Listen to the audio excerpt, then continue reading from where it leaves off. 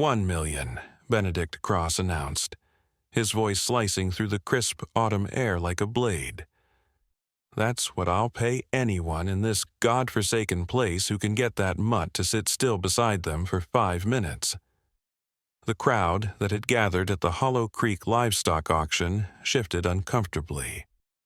Ranchers, breeders, and curious townsfolk, all drawn here by the rumors swirling around the German Shepherd, confined to the rusted kennel at the edge of the arena, turned their eyes from the snarling dog to the man in the tailored jacket.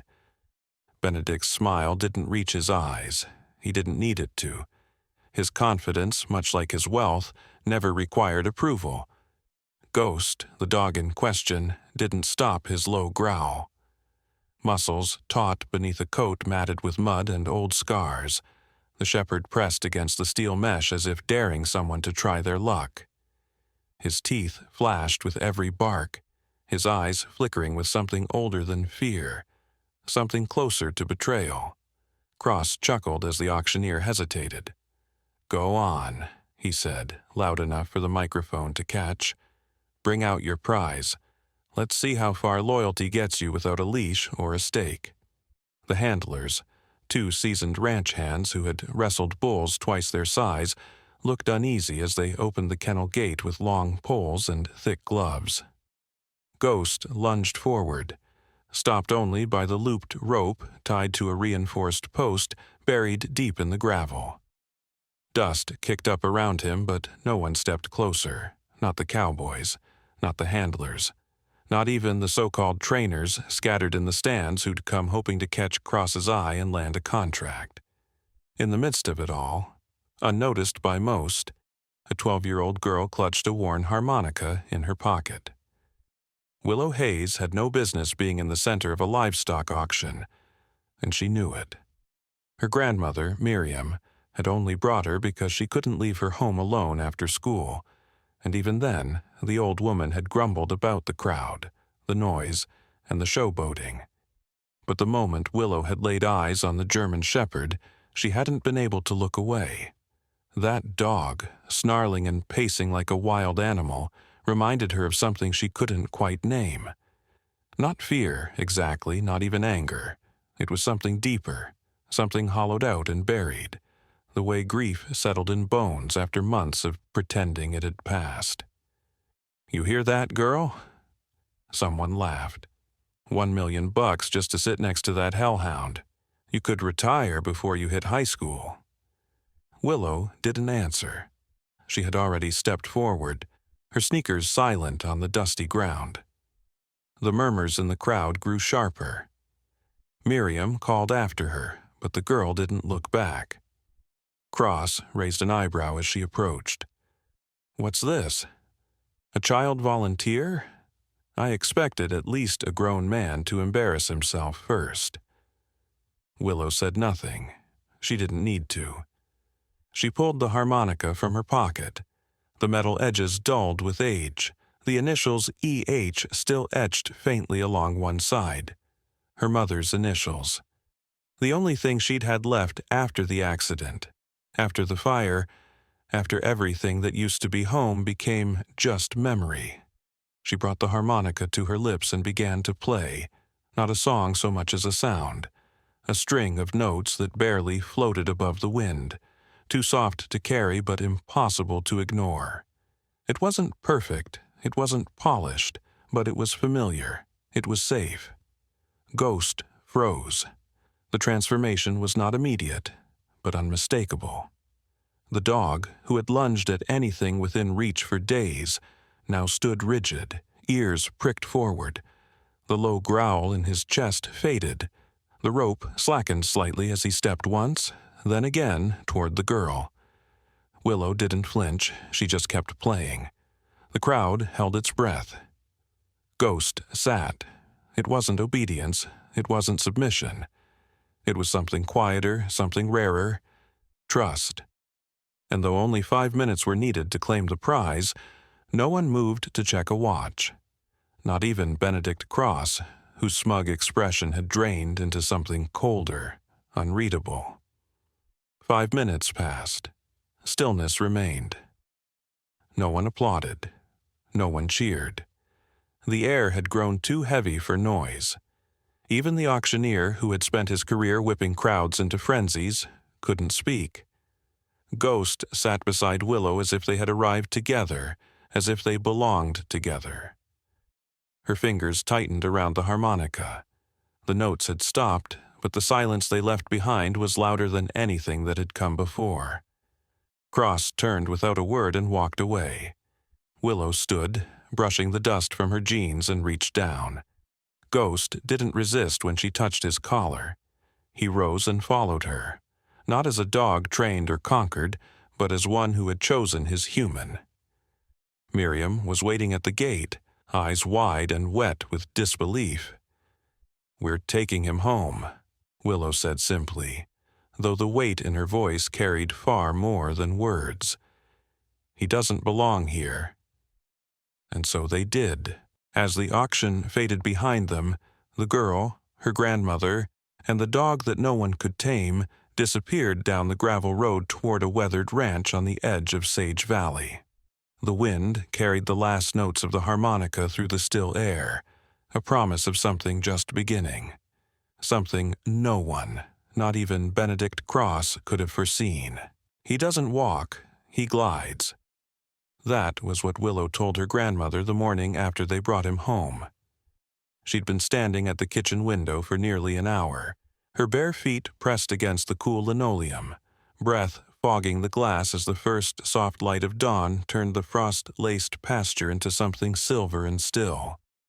The dog, no longer the beast from the auction ring, not exactly, moved along the fence line like vapor. Every step calculated, every turn fluid, as if the earth made way for him rather than the other way around. When she spoke, Miriam didn't reply. She simply joined her at the window and watched the creature pace, with eyes narrowed and quiet understanding creasing the corners of her mouth. It was Willow who gave him the name. "Ghost," she said softly that afternoon, crouched beside the tangled thicket at the back of the property where he liked to linger, half visible in the shadows. "Because you move like one, and your eyes look through people like they're already gone." He didn't react to the name at first, but he didn't reject it either. He simply paused in his pacing, turned his head slowly toward her, and blinked with those pale, unreadable eyes, an expressionless acknowledgement that said more than any bark or wag ever could. Bringing him home hadn't changed him. Ghost didn't trust the world just because it was quieter here. He refused to enter the house, refused food from bowls, flinched at every metallic sound. A slammed door could send him into a crouch so low he nearly disappeared into the grass. And if anyone reached for a leash, any kind of strap, really, his entire body locked into a trembling stillness, the kind that came just before an explosion. But the explosion never came. Not with Willow. He never snapped at her, never growled. He simply watched her, followed her from a distance, and, more often than not, ended up resting near her at day's end, as if proximity alone was enough to say he was trying. Miriam didn't interfere. She gave the girl space, stepping in only when necessary, when feed had to be ordered or fences mended, but otherwise she let Willow figure it out on her own, the same way she'd once watched Emma pour herself into understanding horses no one else could touch. There was something familiar about the girl's stillness, the way she crouched in silence beside the broken thing without demanding anything of it. It was Clara Monroe who gave it a name. Not the dog, he already had one, but the thing that clung to him like frost in the spring. Clara, the local vet, was nearing 70 and didn't seem in any rush to let time tell her what to do. She arrived that first week in her dust-covered pickup, her weathered hands resting gently on her knees as she eased herself down onto the porch steps. She didn't reach for Ghost, didn't even look at him for a long time, just sipped weak tea and spoke to Miriam about winterizing the barn, about the hay shortage up north. about the way people forget animals remember things long after they stop bleeding. On her second visit, she brought liver treats and left them in a line near the gate, turning her back and humming quietly to herself. On the third, she sat within 10 feet of him while she read aloud from an old veterinary manual, her voice steady, the pages rustling like dry leaves in autumn. By the fourth visit, Ghost let her press a hand to his side, long enough for her to feel the scarred tissue beneath his ribs. "This isn't just trauma," she said that day, after Ghost had wandered off. Her voice was soft, but there was no mistaking the weight behind it. It's conditioning, layered, deliberate. Someone trained him with fear and used it until fear was all that stuck. She didn't say who, didn't need to. That night, Willow opened her mother's journals for the first time in months. The pages smelled of old paper and eucalyptus, the scent Emma used to keep on her hands from the oils she rubbed on skittish animals. The handwriting looped and curled with urgency, filled with notes from workshops, ideas for new approaches, moments of hope in the middle of failure. "Force doesn't create obedience," one page read. "It creates silence, and silence isn't the same as understanding." Willow traced the ink with her thumb and glanced out the window toward the silhouette of Ghost lying beneath the cottonwood tree. The shape of him in the dark was both foreign and familiar, like a story she'd once been told but couldn't quite remember.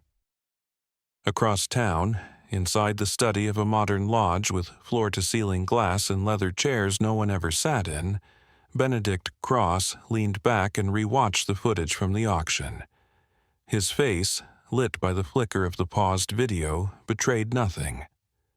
Not when Ghost sat beside the girl. Not when the crowd surged with gasps. Not even when his own voice was drowned out by applause. "She made me look like a fool," he muttered, the glass in his hand catching the amber gleam of whiskey.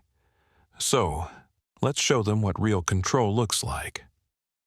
The man at his side, his assistant, though the term never seemed accurate, nodded stiffly.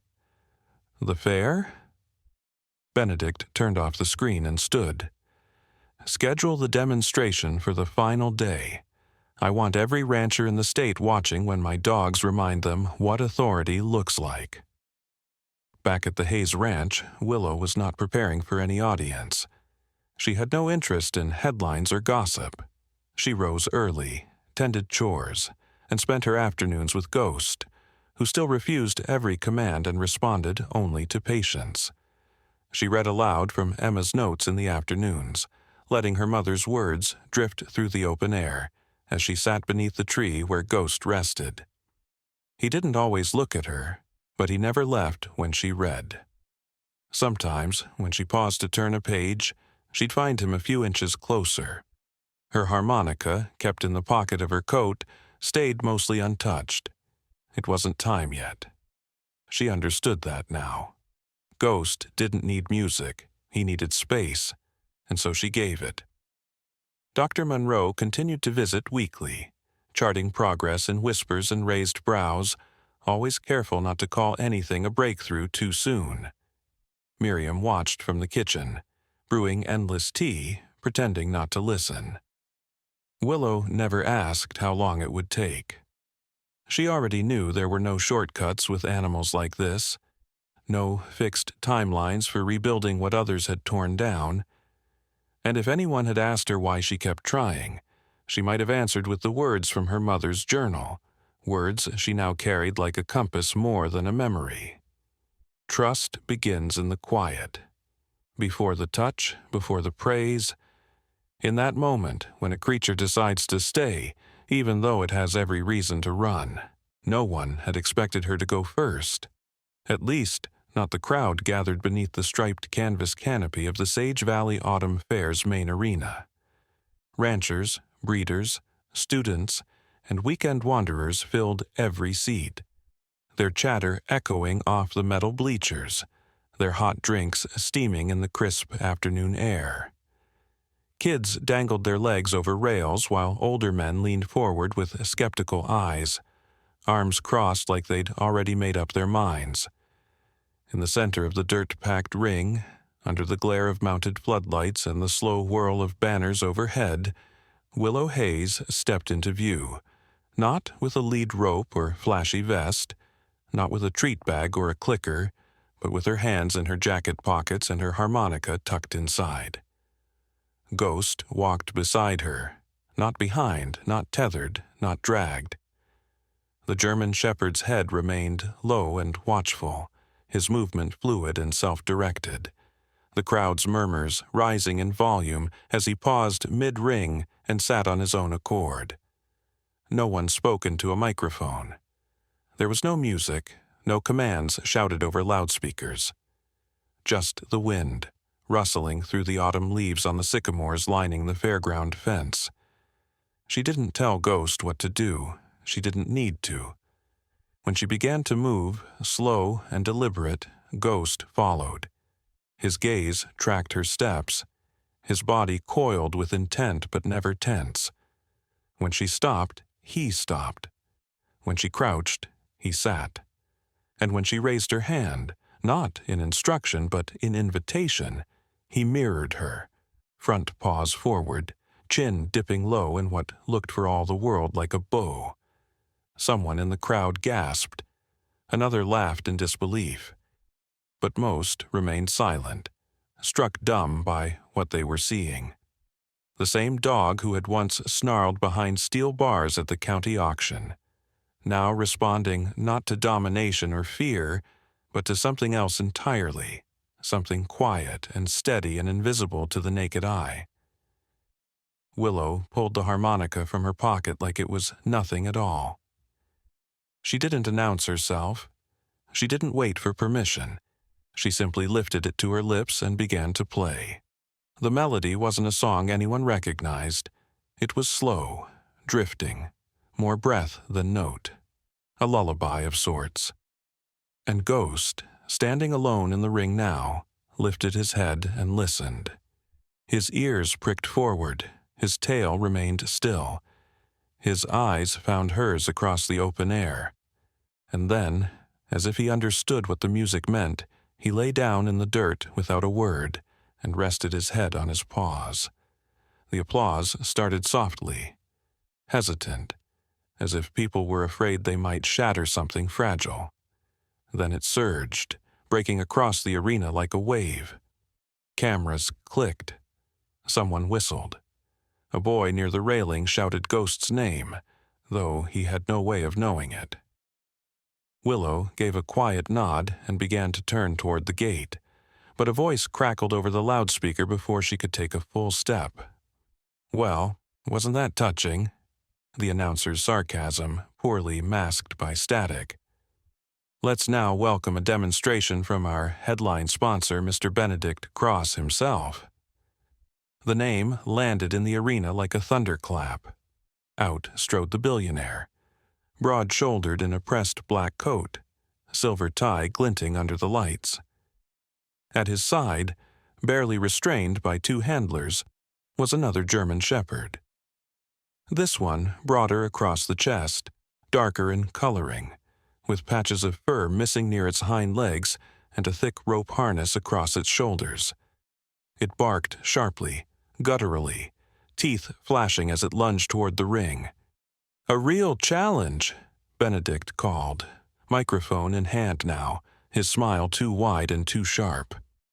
"This dog has been declared untrainable by 4 separate facilities. But we believe in results. No sentimental nonsense, no songs, just technique and control." He waved to his team, who entered with batons, noise clickers, and shock collar remotes strapped to their belts. The dog thrashed as they approached, its eyes wild, foam building at the corners of its mouth. The crowd shifted uncomfortably. Children pulled back by anxious parents, murmurs turning into protests just beneath the surface. And then Ghost moved, not fast, not panicked, not on command. He rose from where he'd been lying, stood still for a moment, and then walked, calmly, without tension, across the ring and toward the handlers. Willow's breath caught in her throat. She hadn't called him, she hadn't moved, but Ghost, ears forward and tail low, threaded his way across the dirt like mist, stopping just short of the frenzied dog, who froze in place, uncertain. Benedict shouted something, but it was lost beneath the rising pitch of crowd noise. His handlers held firm, unsure whether to interfere. Ghost sat down, deliberately lowering his body to the ground in front of the other dog, offering no challenge, no demand, just his presence, steady and unmoving. The other dog, panting and wide-eyed, tilted its head. It barked once, sharply, then stepped back, muscles twitching. Ghost didn't flinch. Instead, he lay down fully, paws stretched in front of him, tail still. The wild dog, confused, still trembling, mirrored him slowly, lowering itself into a wary crouch just inches away. Willow moved then, not to Ghost, but to the edge of the ring, where the harmonica waited in her jacket pocket. She pulled it out, lifted it to her lips, and played that same gentle melody. No fanfare, no drama, just breath through metal. The dog beside Ghost lifted its head toward her, and didn't move, not a growl, not a snap, just silence. The crowd erupted. Applause roared through the bleachers like a storm. Reporters scrambled to capture footage, pushing forward with microphones and cameras.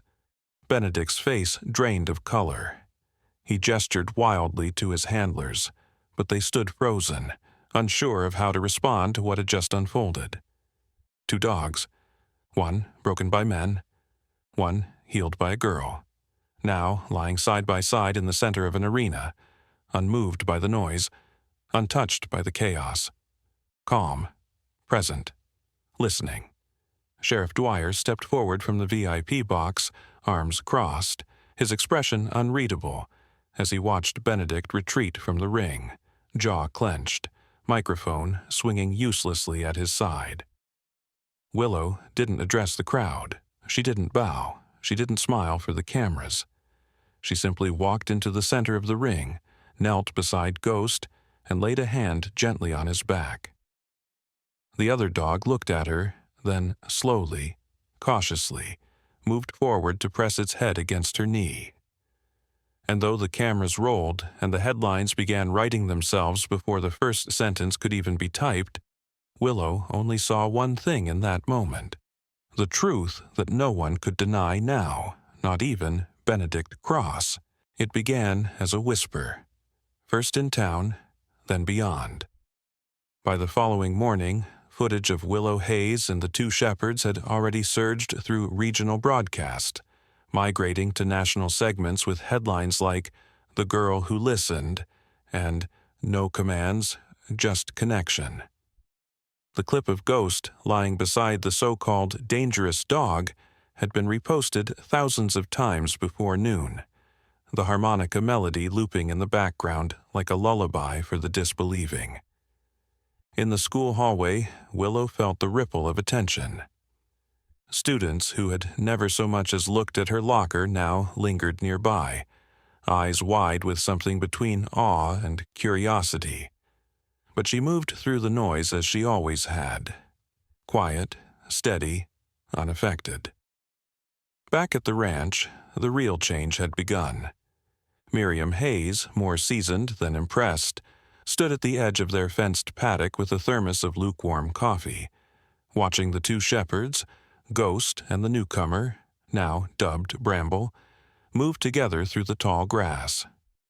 Their movements were not choreographed, but mirrored, the way birds fly in formation or leaves dance in tandem across a stream.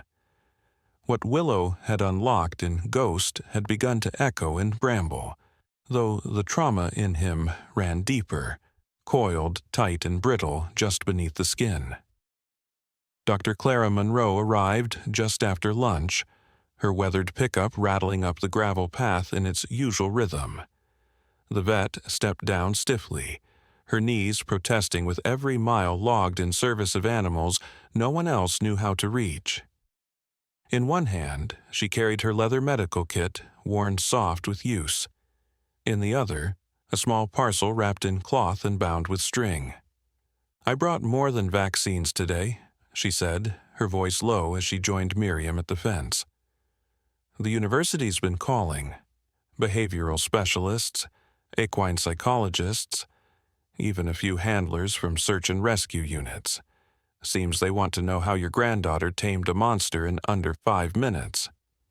Miriam took a slow sip of coffee. "She didn't tame him," she murmured. "She listened, that's all, and he heard her." Inside the barn, Willow sat on a hay bale with her mother's journal open in her lap. The pages, frayed and dotted with water stains, held diagrams and passages marked with tiny symbols. Her mother's handwriting slanted and sharp in its certainty. Each note was more than instruction. It was philosophy, a reminder that trust was not earned through obedience, but through offering safety when no one else would. She had read the same entry 3 times when a knock at the barn door stirred her thoughts. Dr. Monroe appeared in the doorway, face shadowed by the light behind her. "May I come in?" she asked, although she had never waited for permission before. Willow nodded, pushing the journal aside. Clara entered slowly, setting the cloth-wrapped bundle down beside Willow. "I think it's time you saw this," she said. "It belonged to your mother. I kept it after the accident, thought maybe one day." Willow untied the string with careful fingers, unfolding the fabric to reveal a second harmonica. This one old, its surface dulled by years of use, initials carved faintly into the side. E.H., the name Eliza Hayes still echoing like a forgotten song in the rafters of the barn. "She carried that one through college," Clara said. Said the dogs listened better to music than to shouting. Said it reminded them of something older than fear. Willow didn't answer. She held the harmonica in both hands, the way someone might hold a feather from a bird they'd never seen but always believed existed. Outside, the wind shifted, and with it, Ghost lifted his head. Elsewhere, the response to Benedict Cross's public humiliation had taken on a sharper edge. Though the billionaire had retreated without a word following the disaster at the fair, his network remained active.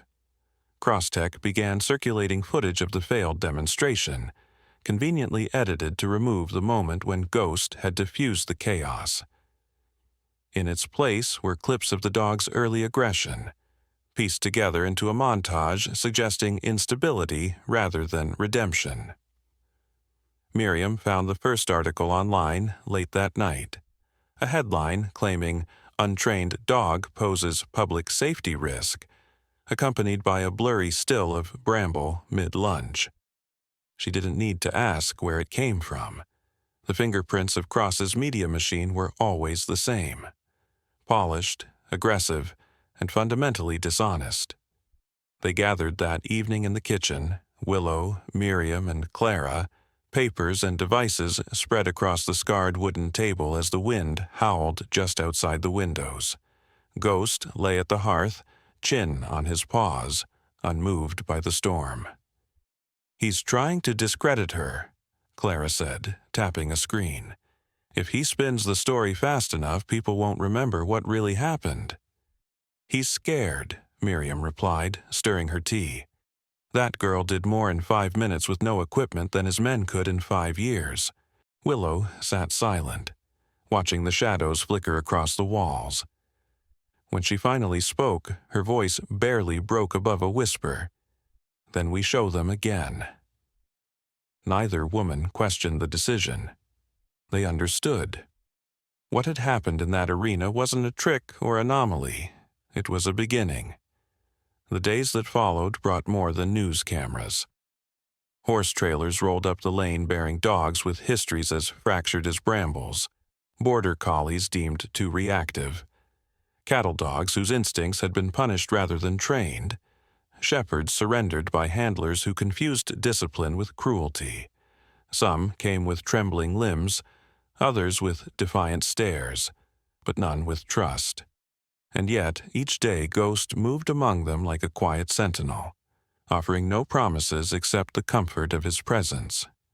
By the end of the week, even the reporters grew quieter in their interviews. No one understood what they were witnessing, not fully, but they saw the change. And change, once seen, could not be unseen. Word reached Sage Valley's mayor and eventually the state capitol. Offers poured in, research partnerships, sponsorships, commercial endorsements. But Willow refused them all. Her mother's words remained the compass. Do no harm, be the place they run to, not from. It was Bramble who gave them their next message. He had spent a week watching from a distance, never far from Ghost, but never fully engaged.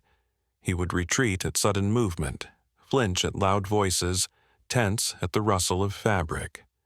Willow never reached for him, never called, she simply waited.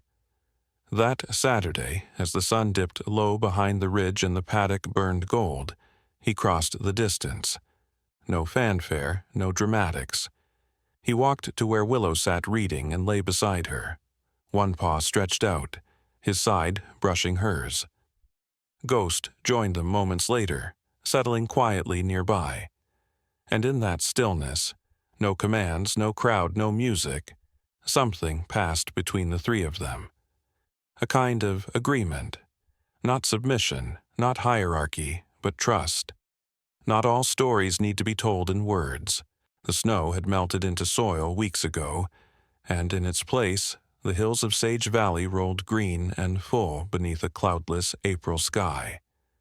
Wild mustard bloomed along the fence lines, and the creek that carved through the lower pasture whispered with the clear voice of meltwater. Above it all, on the highest ridge, the Hayes Kinship Canine Sanctuary stood complete, its beams sanded smooth by volunteers' hands, its stones laid by neighbors who once doubted but now believed. Not in magic or spectacle, but in something quieter, something truer. What had begun with a girl, a dog, and a song had become something far larger. Not a monument, but a promise kept. The main building of the sanctuary bore no grand signage, just a small carved plaque by the entrance. In honor of Emma Hayes. She listened first. Below it, in smaller script, and to those who still carry her voice. Around it, the sanctuary unfolded like a memory restored. Indoor and outdoor training rings, soft-floored kennels designed not for containment but for calm, a modest library filled with journals and research, much of it written in Emma's own hand. Willow moved through it each morning, not as a child trying to live up to someone else's dream, but as someone who had grown into her own. She walked with calm steps, eyes open to small signs, subtle shifts in posture, tremors beneath fur, the stilled breath of an animal, waiting to know if it would be heard again. She no longer needed to consult the pages. Her mother's words lived in her now, and they had become her own. Ghost remained her shadow, though not in the fearful way he had once clung to her side. He had learned to move with ease across the compound, his gait confident, his presence steady. He had become the sanctuary's quiet cornerstone. Not a mascot, not a pet, but a teacher. When new arrivals came, dogs whose ears flattened at every sudden sound, whose eyes never stopped scanning for escape, Ghost would meet them first. Never with dominance, never with demand. Just a slow approach, a steady gaze, and a silent message they somehow understood. You're safe here. And they were. Dr. Clara Monroe had taken to visiting every Tuesday, often bringing students from the Veterinary Academy who were still learning that healing meant more than needles and surgery. They sat cross-legged in the grass while Willow spoke, never from a stage, never elevated, but seated among the dogs, one hand usually resting on Ghost's back as she explained things in terms they rarely heard in classrooms. She spoke of patience, of trauma stored in muscle and breath. She demonstrated how touch could be permission instead of possession. She told stories not from textbooks but from memory, of Bramble's first tail wag, of the old bloodhound who had taken a week to eat from her hand, of Ghost's first night sleeping without waking in panic. And they listened, because she did. Caleb Cross returned on a Thursday in early May, his black SUV rolling up the gravel path slower than before, the dust behind him less a storm than a sigh. He stepped out wearing none of the arrogance his father had once carried like a badge, and for a long moment he stood with a manila envelope in hand, unsure of whether to knock or simply leave it at the gate. Willow met him halfway down the lane, Ghost flanking her as he always did. She didn't speak. Neither did the dog, but Caleb nodded as though he had heard something all the same. He handed over the envelope with care, the edges already softened from being opened and read again and again. "It's from him," Caleb said, not meeting her eyes. He wrote it before the stroke got worse. Said it had to be given in person. She opened the envelope later, alone in the quiet of the barn loft where her mother once sat during storms. The letter was written in a trembling hand, the ink uneven, but the words clear enough. "Willow," it began, "by the time you read this, you will have done more than I ever imagined, or ever allowed myself to believe was possible. You see, I knew your mother was right long before I admitted it, but I built too much of myself on being the man who knew better. He confessed in those pages, not only his mistakes but the fears that drove them, the fear of losing control, of being irrelevant, of change. Emma saw animals the way most people never bothered to see each other," the letter read. "And now I see it too, because of you. Tell your grandmother I'm sorry. Tell Dr. Monroe she was right to walk away when she did. But most of all, tell Ghost, thank you." He had signed it, simply, Benedict Cross.